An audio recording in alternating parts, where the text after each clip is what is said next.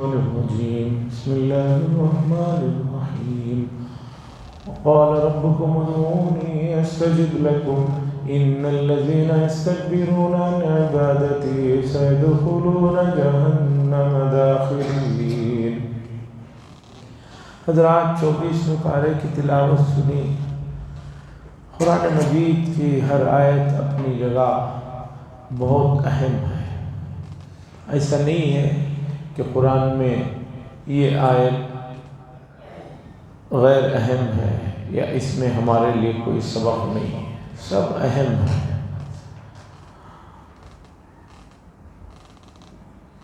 آج کے پارے میں بھی کئی ایسی آیتیں ہیں جن کی طرف امت کو اس کے اندر جو مضمون ہے توجہ دلانا ہے۔ ان میں سے میں نے ایک آیت کو آپ حضرات کے لیے منتخب کیا، اس لیے کہ اس آیت کو اکثر و بیشتر جمعہ کے پہلے عربی خطبے میں بھی اس آیت کو خطیب حضرات پڑھا کرتے ہیں۔ آیت کیا ہے؟ وقال ربكم ادعوني استجب لكم ان الذين يستكبرون عن عبادتي سيدخلون جهنم داخرين۔ دیکھیے اللہ تبارک و تعالی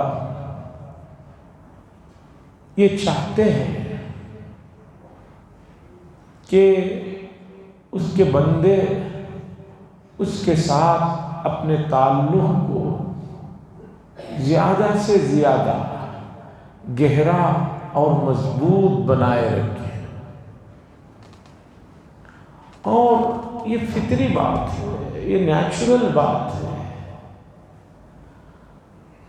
آپ بھی یہ چاہتے ہیں کہ آپ کے جو اپنے ہیں، آپ کے بچے ہیں، آپ کے رشتہ دار ہیں، آپ کے دوست ہیں، آپ کیا چاہتے ہیں کہ وہ میرے ساتھ ان کا لگاؤ رہے، تعلق رہے، جبکہ یہ رشتوں میں دراڑیں آتی رہتی ہیں۔ اس کے باوجود آدمی یہ چاہتا ہے کہ اس کے قریبی رشتہ دار، خاص طور پر اس کی اولاد جن کے لیے وہ دن رات محنت کرتا ہے، اس سے وابستہ رہے، اس سے کوئی چیز نہ چھپائے، اس سے کوئی چیز مخفی نہ رکھے۔ اولاد کی تربیت کے سلسلے میں بہت کچھ آپ کو تحریری شکل میں دنیا بھر کی زبانوں میں ملے گا۔ نہ اتنا کسی کے پاس پڑھنے کی فرصت ہے، نہ اتنی چیزوں پر توجہ دی جا سکتی ہے۔ 3 اصول ہیں اولاد کی تربیت کے سلسلے میں، اسے آپ ذہن میں رکھیے۔ ان 3 چیزوں پر آپ نے توجہ دی تو اس کے اندر بہت ساری چیزیں اور خوبیاں آ جاتی ہیں۔ سب سے پہلی بات، بچوں کو اس بات کا پابند بنائیں کہ بیٹا ہر چیز میں کمپرومائز اور سمجھوتا ہو سکتا ہے، لیکن جھوٹ کبھی میں سننا نہیں چاہتا۔ بچوں کو اتنا اس کی سلسلے میں تاکید دے، کچھ بھی ہو جائے میں جھوٹ ایک برداشت نہیں کروں۔ اگر بچوں میں جھوٹ کی نفرت بچپن سے بٹھا دیں گے تو سمجھیے کہ آپ نے ان کی آدھے سے زیادہ تربیت کر دی۔ بہت سی مرتبہ آپ کو معلوم ہو رہا ہے کہ بچہ جھوٹ بول رہا ہے، وہ اس لیے بول رہا ہے کہ آپ نے اس کی غیر محسوس طریقے پر تربیت ہی ایسی کی ہے۔ خود گھر میں رہتے ہیں، کوئی آدمی آتا ہے تو بچے سے کہتے ہیں جا کر کہہ دو ابا نہیں ہے گھر پر۔ آپ نے اسے جھوٹ سکھایا نہیں، لیکن آپ کے عمل نے اسے سمجھا دیا کہ بھئی جھوٹ کوئی بری چیز نہیں۔ تو جھوٹ سے نفرت اور سچ بولنے کی عادت بچوں میں بچپن سے ڈال دیں۔ دوسری چیز، بچوں کے اندر زندگی میں ٹائم ٹیبل کی اہمیت کو لائیں کہ وقت بہت قیمتی چیز ہے، اور اس کے لیے شریعت نے کہا کہ بچوں کو بچپن ہی سے نمازوں کا جماعت کے ساتھ پڑھنے کا پابند بنا دیں، تو اس کے اندر ٹائمنگ آ جائے گی۔ اس لیے کہ اگر 8:30 بجے عشاء ہے، وہ 5 منٹ لیٹ آتا ہے تو نماز چھوٹ جائے گی، تو اسے پتہ چلے گا کہ 5 منٹ بڑے قیمتی ہوتے ہیں۔ 1:30 بجے ظہر کی نماز ہے، وہ 1:40 پر آتا ہے تو نماز چھوٹ جائے گی۔ تو بچے کو اس کا تاکید دیں کہ بھئی نماز تمہیں 5 وقتہ جماعت کے ساتھ ادا کرنا ہے، اور نمازوں کے اوقات بدلتے رہتے ہیں، تو بچے کے اندر زندگی میں ٹائم ٹیبل اور ڈسپلن آ جائے گا، اور جس آدمی کو وقت کی قدر آ گئی سمجھیے کہ وہ دنیا میں بہت کامیاب ہو گیا۔ جن لوگوں کو وقت کی قدر نہیں ہے وہ لوگ ہمیشہ ناکام ہو گئے۔ دوسرا اصول کہ بچوں کے نزدیک ٹائم ٹیبل کی اہمیت ہو۔ آج امت ہر جگہ آخر وقت میں پہنچتی ہے۔ مجھے ایک صاحب نے، ہمارے اپنے قریبی صاحب نے بتایا، کچھ چیزوں کی تیاریاں لوگ وقتی طور پر کرتے ہیں۔ نیٹ کا ایگزام ہے، 15 دن پہلے سے تیاری کر رہے ہیں۔ انہوں نے کہا یہاں سے نہیں، اس کی تیاری ہونی چاہیے فرسٹ اسٹینڈرڈ سے، تب جا کر بچہ قابو میں آتا ہے۔ تو ٹائم کی اہمیت بچوں کی زندگی میں لانے کے لیے ان کو 5 وقتہ نمازوں کا جماعت کے ساتھ پابند بنا دیجئے، ان کی زندگی میں ٹائمنگ کی اہمیت آ جائے گی۔ نمبر 3، بچوں کے اندر خدمت کا جذبہ پیدا کریں۔ بچوں کے اندر بچپن ہی میں خدمت کا جذبہ پیدا کریں۔ آپ بہت مالدار ہیں، آپ بہت صاحب حیثیت ہیں، آپ کے گھر میں 5-10 نوکر چاکر کھڑے ہوئے ہیں آپ کی خدمت کے لیے، اس کے باوجود بچوں کو خدمت کا جذبہ ان کے اندر پیدا کرے کہ بیٹا کہ پانی مانگ رہے ہیں تو اس انتظار میں مت رہو کہ کام والا لا کر پلائے گا۔ خود بچے کو تاکید دے کہ اپنے سے بڑوں کو، اپنے سے چھوٹوں کی طرف توجہ دینا ہے، خدمت کا جذبہ پیدا کریں۔ جن کے اندر خدمت کا جذبہ آتا ہے یہ قوم کے آگے چل کر بہت رہنمائی کرتے ہیں۔ آج خدمت کا جذبہ بالکل ختم ہو گیا، دھیرے دھیرے حتیٰ کہ مقدس جگہ کی خدمات بھی لوگ نہیں کر رہے ہیں۔ مساجد کی خدمت، مساجد کے سلسلے میں یہ سب چیزوں کا خیال پہلے ہوا کرتا تھا، اب یہ جذبہ ختم ہو رہا ہے۔ کیوں؟ بچپن میں آپ نے خدمت کا جذبہ ان کے اندر نہیں ڈالا تو آگے جا کر وہ خدمت کیسے کر پائیں گے؟ بہرحال میں آیت کی طرف آتا ہوں کہ ہم جب یہ چاہتے ہیں کہ ہمارا بچہ ہماری طرف متوجہ رہے تو اللہ تبارک و تعالیٰ چاہتے ہیں، اللہ کو یہ بہت پسند ہے کہ اس کے بندے اس کی طرف ہمیشہ متوجہ رہیں۔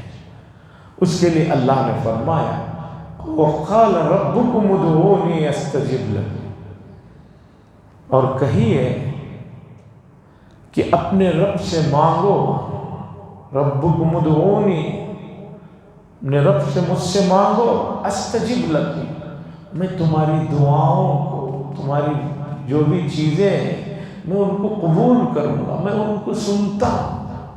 ان الذین یستکبرون عن عبادتی، بے شک وہ لوگ جو عبادت سے، اللہ سے مانگنے سے، اللہ کے سامنے جھکنے سے تکبر کرتے ہیں، بڑائی کرتے ہیں کہ میں کیوں اس سے مانگوں، سَيَدْخُلُونَ جَهَنَّمَ دَاخِرِينَ، عنقریب ایسے لوگوں کو جہنم میں داخل کیا جائے گا۔ ہمارے یہاں اللہ سے مانگنے کے سلسلے میں بہت زیادہ کوتاہیاں ہیں، بہت زیادہ غلط فہمیاں ہیں۔ ایک آدمی سمجھتا ہے کہ میں 5 وقتہ نماز پڑھتا ہوں، امام صاحب کچھ دعا مانگتے ہیں ان کے ساتھ میں آمین کہہ دیتا ہوں تو وہ سمجھتا ہے کہ پورا مسئلہ حل ہو گیا۔ نہیں، اس کے علاوہ بھی ہر وقت آپ رب سے رابطے میں رہیں، اور اس کا بہترین طریقہ یہ ہے کہ احادیث میں رسول اللہ صلی اللہ علیہ وسلم نے ہر چیز سے متعلق جو دعائیں سکھائی ہیں، بتائی ہیں، ان کو آپ ان اوقات میں پڑھیں گے جان بوجھ کر، سمجھ کر، تو سمجھیے کہ آپ کا رب کے ساتھ واسطہ ہو جاتا۔ مثال کے طور پر پانی پینا یا کوئی بھی لیکوڈ آئٹم آپ پی رہے ہیں، اس کے بعد کیا پڑھنا ہے؟ الحمدللہ الذی اذبر فراتا برحمتہ ولم یجعلہ ملحا اجاجا بذنوبنا۔ اللہ کی تعریف ہے کہ اس نے اس میٹھے پانی کو میرے لیے مہیا کیا اور میرے گناہوں کی طرح اسے کڑوا نہیں بنایا، کھارا نہیں بنایا۔ پانی جس طرح آسانی سے انسان کے جسم میں اترتا ہے، یہ کتنی بڑی نعمت ہے۔ ایک وقت آتا ہے بعض لوگوں کو کھانے پینے کی چیزیں نہیں اترتی، کہاں کہاں سے ڈالا جاتا ہے۔ آسانی سے آپ بیٹھ کر بھی پی رہے ہیں، سو کر بھی پی رہے ہیں۔ تو پانی کی دعا، کھانا کھانے کے بعد کی دعا، الحمدللہ الذی اطعمنا وسقانا وجعلنا من المسلمین۔ تمام تعریفیں اس ذات کے لیے ہیں جس نے ہمیں کھلایا، پلایا اور مسلمانوں میں سے بنایا۔ یہ تو چھوٹی نعمت ہے کھانا پینا، مسلمانوں میں سے بنایا یہ بڑی نعمت ہے، اس کا بھی استحضار۔ واش روم جا رہے ہیں آپ، جاتے ہوئے دعا پڑھ کر جائیں، واپس نکل کر آپ دعا پڑھتے ہیں، غفرانک غفرانک الحمدللہ الذی اذہب عنی الاذی وعافانی۔ تمام تعریفیں اس ذات کے لیے ہیں جس نے مجھ سے تکلیف دہ چیز کو دور کیا اور عافیت اور سکون بخشا۔ آپ کو معلوم ہے کہ اگر آدمی کو ضرورت ہے، جب تک فارغ نہیں ہو جاتا اس کی حالت کیا ہو جاتی ہے، اور آسانی سے اس چیز کا اسے احساس بھی نہیں ہوتا۔ رب سے رابطے میں رہیے۔ میں نے پہلے بھی کبھی یہ واقعہ سنایا ہے، ایک بادشاہ کا پیشاب بند ہو گیا، بہت پریشان۔ اس زمانے کے تمام حکیموں نے علاج کیا، کوئی علاج مؤثر نہیں، یہاں تک کہ لوگوں نے کہا کہ فلاں جگہ ایک اللہ والے رہتے ہیں، ان کو بلاؤ، شاید وہ کوئی نسخہ بتا دیں۔ ان کو بلایا گیا، وہ آئے، انہوں نے کہا میرے پاس علاج تو ہے، اس پیشاب جو تمہارا بند ہو گیا ہے وہ کھل جائے گا، اس کا علاج تو ہے، بدلے میں کیا دو گے؟ بادشاہ نے کہا جو آپ مانگیں گے دوں گا۔ کہا ٹھیک ہے، اگر ایسی بات ہے تو اپنی آدھی سلطنت میرے نام پر لکھ کر دو، تب میں علاج کروں گا۔ اور آپ کو معلوم ہے آدمی کی جب جان جانے پہ آتی ہے تو سب دینے تیار ہو جاتا ہے۔ ٹھیک، آدھی سلطنت میں نے لکھ کر دی۔ پھر پیشاب اس کا شروع ہوا۔ اب مصیبت یہ ہوئی کہ پیشاب بند ہونے کا نام ہی نہیں ہے۔ سلسل بول کی بیماری جسے کہتے ہیں، مسلسل پیشاب ہو رہا ہے، قطرے نکل رہے ہیں۔ پھر علاج معالجہ ہوا، کچھ فائدہ نہیں۔ پھر اس اللہ والوں کو بلایا، انہوں نے کہا پیشاب تو بند کر دیں گے، کیا دو گے؟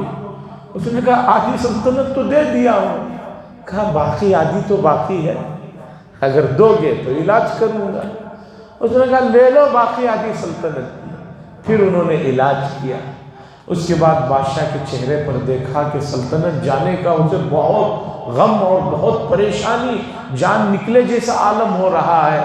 تو ان اللہ والوں نے کہا مجھے تمہاری سلطنت، تمہارے گھوڑوں میں، ہیروں میں، تمہاری جائیداد میں کوئی دلچسپی نہیں، میں صرف تمہیں اتنا احساس دلانے کے لیے اس طرح کیا کہ ایک مرتبہ جو پیشاب نارمل ہوتا ہے پھر جو بند ہو جاتا ہے، یہ اللہ کی کتنی بڑی نعمت ہے کہ اس ایک نعمت کے لیے تمہیں پوری سلطنت خرچ کرنا پڑا، اور دن میں کئی مرتبہ یہ کرتے ہو، اس نعمت کا تمہیں احساس بھی نہیں ہے۔ نعمتیں بے شمار ہیں، ہم لوگوں کو احساس نہیں۔ تو میں یہ بتا رہا تھا کہ اللہ کے نبی صلی اللہ علیہ وسلم نے ہر چیز سے متعلق جو دعائیں بتائی ہیں، کھانے کے بعد، پانی پینے کے بعد، گھر سے نکلنے سے پہلے، گھر میں داخل ہونے سے پہلے، مسجد میں داخل ہونے سے پہلے، مسجد سے نکلنے کے بعد، ہر موقع کی جو دعائیں ہیں ان دعاؤں کو یاد کیجئے، ان کے معانی اور مفاہیم کو جانیے، اور اس کے بعد جو ہے اپنی زندگی میں اپنا ہر معاملہ اللہ کی طرف سونپیے۔ وَتَوَكَّلْ عَلَى اللَّهِ، اللہ پر بھروسہ کیجئے۔ دعا صرف 5 نماز پڑھ کر آپ 5 مرتبہ امام صاحب کے ساتھ دعا کر کے یہ سمجھ رہے ہیں کہ بس میں نے حق ادا کر دیا، تو نہیں، آپ ہر وقت اللہ سے مانگتے رہیے، ہر وقت اپنا مسئلہ اللہ کے سامنے رکھیے۔ حدیث میں آیا ہے کہ اگر آپ گھوڑے پر بیٹھے ہیں، کوڑا بھی آپ کا نیچے گر جائے تو اللہ سے مانگیے، اللہ کی طرف متوجہ رہیے۔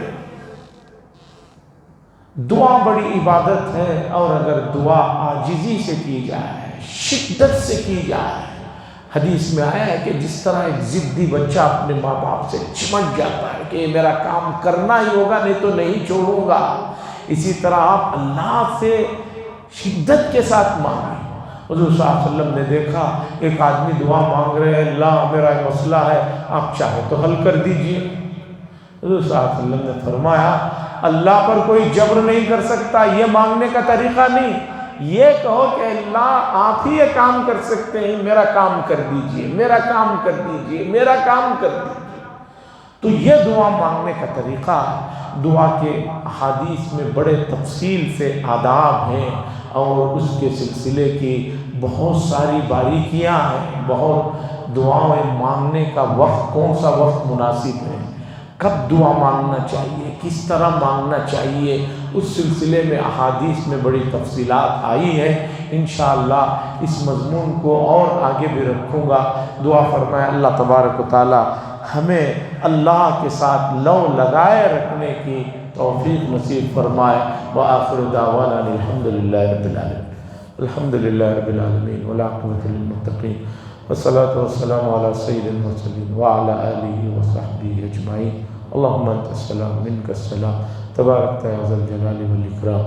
صلی اللہ تعالی وسلم علی خیر خلق محمد وعلى آلہ وصحبہ اجمعین، والحمدللہ رب العالمین۔